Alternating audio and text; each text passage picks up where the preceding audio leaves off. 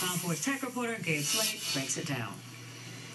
The Galaxy S3 and the iPhone 5 are both awesome devices. You can't really go wrong with either one. One is Apple's idea of what a smartphone should be, and one is Google's version of a smartphone. But I have used both for a couple weeks, so let me share with you what I think are the big differences that stick out.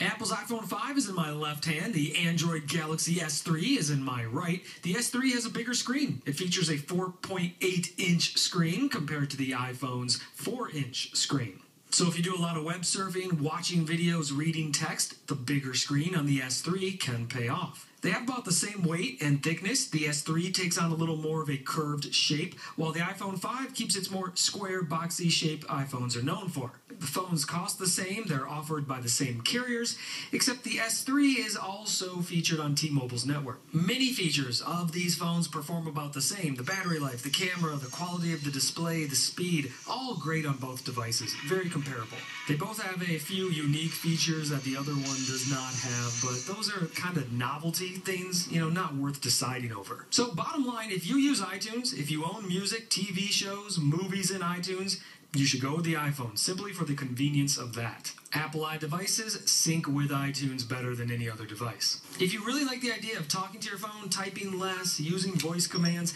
Apple's Siri voice assistant works better than the voice assistant on the S3. If you type a lot on your phone and you count on spell checker or autocorrect, the iPhone is better. The autocorrect on the Galaxy S3 was so bad I had to turn it off. Now, if you plan to make actual phone calls with your device, the S3 was not a very good phone for making calls on. It dropped a lot of calls. People could not understand me. Overall, the iPhone 5 did much better at phone calls in my experience. Now, depending where you live and work and what carrier you have, you might have a different experience. 4G coverage is, different everywhere.